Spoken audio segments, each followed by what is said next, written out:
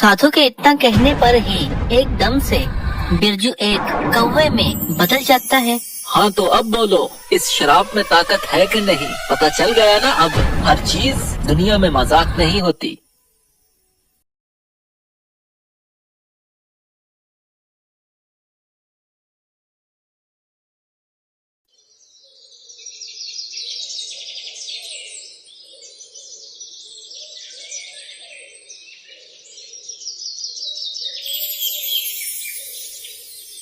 बहुत समय की बात है, बालेमपुर नाम गांव में बिरजू रहता था, जो कि बहुत ही तेज और शरारती था और हर एक को तंग ही करता रहता था। बिरजू की माँ बचपन में ही चल बसी थी, इसीलिए बिरजू बहुत ही शरारती हो गया था। अरे अब मैं काम पर जा रहा हूँ, ये ना हो के पीछे से तुम फिर से कोई ना कोई शरारत कर दो। कभी कुछ कर देते हो, कभी कुछ कर देते हो। बेटा ऐसे अच्छा नहीं लगता, मुझे रोज रोज किसी की बातें सुनना अच्छा नहीं लगता, ठीक है? तो शरारतें मत करना पीछे से। अरे पिताजी, पहले मैं कौन सा बहुत ज्यादा शरारतें करता हूँ? कुछ भी नहीं पिताजी, बस ऐਵੇਂ ही सारे मेरा नाम लगा देते हैं। मैं कोई शरारत नहीं करता, मैं तो इतना शरीफ हूँ ना, आप सोच भी नहीं सकते। वैसे भी मैं घर रहता हूँ और आज भी घर ही हूँ, जाता नहीं कहीं भी। मुझे पता है तुम कहीं नहीं जाते, बहुत शरीफ इंसान हो तुम, मुझे पता है।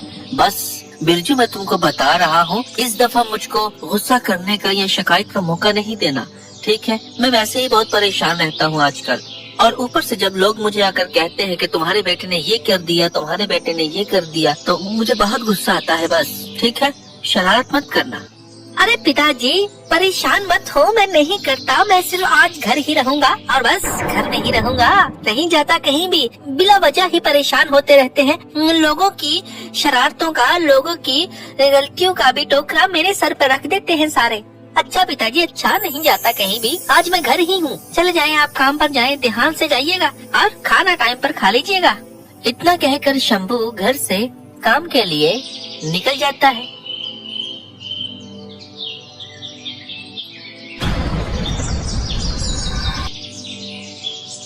शंभू के जाने के बाद बिरजू भी बाहर आ जाता है और ये कहता है कि अरे चले गए पिताजी, चले गए, अब तो मेरी बारी है।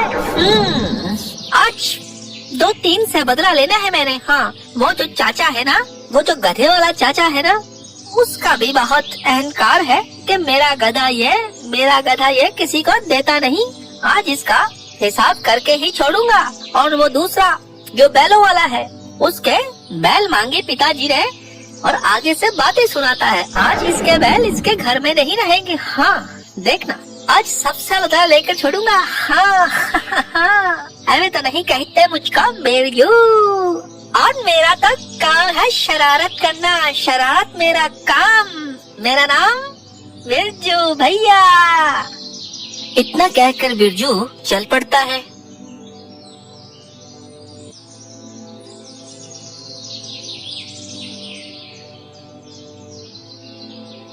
बिरजू चंदू चाचा के घर आ जाता है और दूर से ही देखकर ये कहता है कि अरे कर ले जितना मर्जी प्यार कर ले इसको, आज ये गायब हो जाएगा और तुझको नजर नहीं आएगा यहाँ पर। हाँ बस तू जा तो सही काम पर, पीछे से ये तेरा गधा तुझको दिखने नहीं वाला अब। हाँ, बिरजू कुछ देर इंतजार करता है और उसके बाद चंदू चाचा काम पर चला जाता है। अरे वाह, काम पर चला गया। अब देखो मेरा कमाल, फटाफट से जाऊं, गधे को आगे लगाऊं और ले चलूं फिर इसको। बिरजू गधे के पास आ जाता है और गधे से ये कहता है कि चल गधे, चले हम यहाँ से, अब तेरा दाना पानी यहाँ पर खत्म हो गया है, अब तू कहीं और खाएगा। हाँ चल चले। बिरजू गधे को आगे लगा लेता है और गधे को लेकर चला जाता है।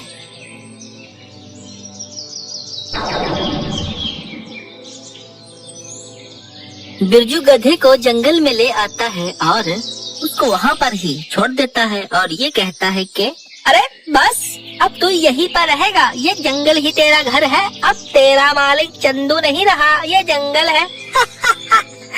हाँ बस अब घर को चलूं, दिल को सुकून मिल गया। अब तो कोई और काम करूँगा और बिरजू वहाँ से घर को वापस आ जाता है।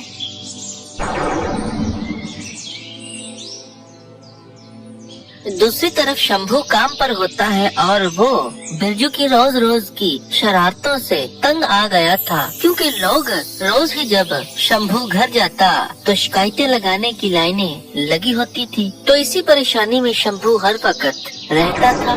मैं क्या करूं, हर वक्त बिरजू की ही परेशानी खाई जाती है कि पता नहीं बिरजू इस बार कोई गलत काम ना कर दे। अब वो क्या करता होगा, अब वो कोई और गलत काम ना कर दे। हर वक्त मुझे यही परेशानी लगी रहती है, काम भी अच्छे से नहीं होता। बिरजू बहुत ही ज्यादा शरारती हो गया है। काश रोशनी होती तो वो इसको संभाल सकती।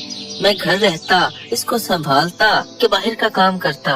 रोशनी होती तो बिरजू ऐसा ना होता। सही कहते हैं, माँ के बिना बच्चों को अच्छी तरबियत नहीं मिल सकती। लेकिन क्या ही करूँ अब मैं, ऊपर वाला ही मदद करे, वरना बिरजू तो बहुत शरारती हो गया है। शंभू बेचारा रोज की तरह ही बिरजू की वजह से परेशान था और दूसरी तरफ बिरजू अपना काम कर रहा था। अरे आज मौसम कितना सुहाना, अरे कल आना कहीं जाना। आज तो मजा ही आ गया। अब घर चलता हूँ।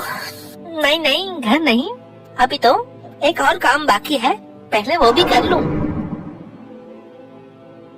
रास्ते में एक बुढ़िया जो उसके गांव की ही थी और बिरजू को जानती थी और बिरजू को गाना गाते देखकर ये कहती है कि अरे बिरजू बेटा, अरे बहुत ही ज्यादा आज तो खुश लग रहे हो। कहाँ से आ रहे हो? पहले तो कभी तुमको जंगल से आते नहीं देखा, तो आज ऐसा क्या काम पड़ गया कि तुमको जंगल आना पड़ा? सब ठीक है ना? अरे अरे अरे दादी माँ तुम यहाँ पर क्या कर रही हो? अरे मैं तो कोई काम के लिए आया था जंगल। जाहिर सी बात है, अब बड़ा हो रहा हूँ, कुछ ना कुछ तो करूँगा ना। लेकिन दादी माँ, तुम यहाँ पर इस जंगल में क्या कर रही हो? कहीं भटक मत जाना।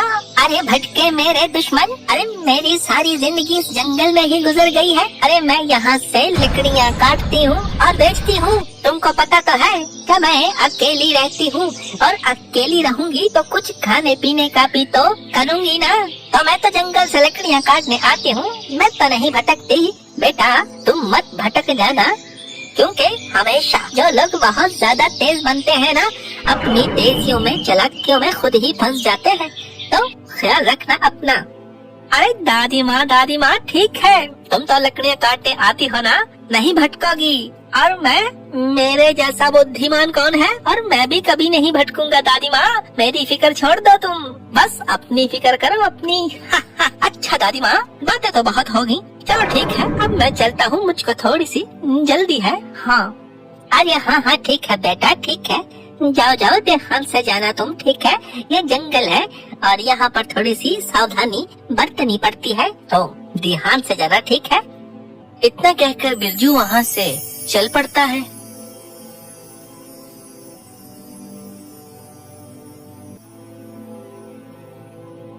अरे बुढ़िया, भटकने की बातें करती है। अरे मैं भटक सकता हूँ क्या? अरे मैं तो दूसरों को भटकाऊं, दूसरों को, मुझको भटकाने की बातें कर रही, मैं नहीं भटक सकता। हाँ हम तो हैं बिरजू और शरारत हमारा काम। ये बिरजू जंगल से वापस आ रहा था गधे को छोड़ के रास्ते में एक साधु तपस्या के लिए बैठे होते हैं और बिरजू देखकर ये कहता है कि अरे दूसरे कामों का छोड़ो, दूसरे कामों को छोड़ दो, लेकिन जो मजा किसी की तपस्या भंग करने में या किसी सोए को जगाने में है, मजा ही आ जाता है। साधु साहब सोए तो नहीं, लेकिन तपस्या में तो है ही ना, तो तपस्या से जगाने का मजा तो अपना ही आएगा। हाँ तपस्या से जरूर जगाऊंगा और जगा कर ही जाऊंगा। हाँ बिरजू वहाँ से एक लकड़ी का टुकड़ा लेता है, साधु की तरफ फेंकता है और एकदम से चिल्लाना शुरू कर देता है। अरे साधु के ऊपर सांप, अरे साधु के ऊपर सांप, अरे साधु महाराज उठ जाओ, तुम्हारे ऊपर सांप गिर गया है। साधु महाराज कोई भी बात नहीं करते और ना ही हिलते हैं। तो बिरजू फिर से ये कहता है कि अरे साधु महाराज, अरे 10 लेगा फिर उठोगे क्या? अरे उठ जाओ उठ जाओ। अरे इसने 10 लेना है, फिर तपस्या का कोई फायदा नहीं जब टिकट ऊपर की कट गई। अरे उठ जा। साधु महाराज की तपस्या भंग हो जाती है और उनकी आंख खुल जाती है और वो क्रोधित हो जाते हैं। मूर्ख बालक, मुझको मेरी तपस्या से क्यों उठाया? मेरी तपस्या भंग क्यों की तुमने? सांप कहाँ है? यहाँ तो कोई सांप नजर आ नहीं रहा, तो मेरी तपस्या भंग क्यों की? अरे तपस्या तो भंग नहीं की मैंने तो बस उठाया है। मैंने कहा पता नहीं कितनी देर के भक्ति में बैठे हैं, इतनी अच्छी नहीं होती, थोड़ा सा रेस्ट करो और इधर उधर फिरो, हिलाओ जिलाओ भी खुद को, वरना यहाँ पर बैठे बैठे टांगे अकड़ जाएंगी। हाँ। अरे मूर्ख बालक, ये तुमने सब कुछ मजाक समझा है? तुमने सिर्फ इसलिए मुझको उठा दिया कि मेरी टांगे अकड़ जाएंगी और मैं थक गया। अरे इतने लंबे समय से मैं यहाँ पर तपस्या पर बैठा हूँ और तुमने मुझको उठा दिया। बस मेरी तपस्या पूरी होने ही वाली थी कि तुमने मेरी तपस्या भंग कर दी। अरे तपस्या भंग नहीं की, सिर्फ थोड़ी देर के लिए आराम दिलाया है तुमको। अरे आराम कर लो फिर बैठ जाना। चलो ठीक है, अब मैं जा रहा हूँ, मुझको तो मजा आ गया। इसका मतलब ये सब कुछ तुमने मजे के लिए किया है? बहुत अफसोस हो रहा है कि तुम सिर्फ शरारत करने आए थे मेरे पास और मेरी तपस्या को भंग कर दिया। बहुत बहुत बुरा लगा मुझको। मैं तुमको श्राप देता हूँ कि आज के बाद तुम एक कौवे की जिंदगी जियोगे। भटकते रहना, अब कोई भी तुमको मुंह नहीं लगाएगा। एक कौवे की जिंदगी का तो पता ही है ना। आज के बाद तुम एक कौवे की जिंदगी जियोगे। अरे अरे अरे अरे अरे अरे मैं एक कौवा सच्ची में बन गया। अरे अरे अरे ऐसे दंड देने से, ऐसे श्राप देने से अगर कोई बनता तो आज पूरी दुनिया में कौवे ही होते और जानवर ही जानवर भरे होते। अरे इस शराब से मुझको मत डराओ, मैं नहीं डरने वाला तुम्हारे ऐसे शरापों से। कर भला तो हो भला, कर गुना तो हो फना, और अब तू मांगेगा सबसे पना, और चल मेरी शक्ति इससे कौवा बना। साधु के इतना कहने पर ही एकदम से बिरजू एक कौवे में बदल जाता है। हाँ तो अब बोलो, इस शराब में ताकत है कि नहीं? पता चल गया ना अब, हर चीज दुनिया में मजाक नहीं होती। साधु के साथ शरारत करने पर बिरजू को सजा मिलती है और साधु बिरजू को कौवा बना देते हैं। तो इस कहानी से हमको ये सीख मिलती है कि कोई भी चीज अपनी हद से पार हो जाए तो नुकसान होता है। बिरजू पहले भी शरारतें करता था, लेकिन जो साधु के साथ की वो हद से बाहर हो गई, तो इसीलिए बिरजू ने नुकसान उठाया। तो हमेशा अपने से बड़े का आदर करना चाहिए और कोई भी मजाक हद से बाहर नहीं करना चाहिए।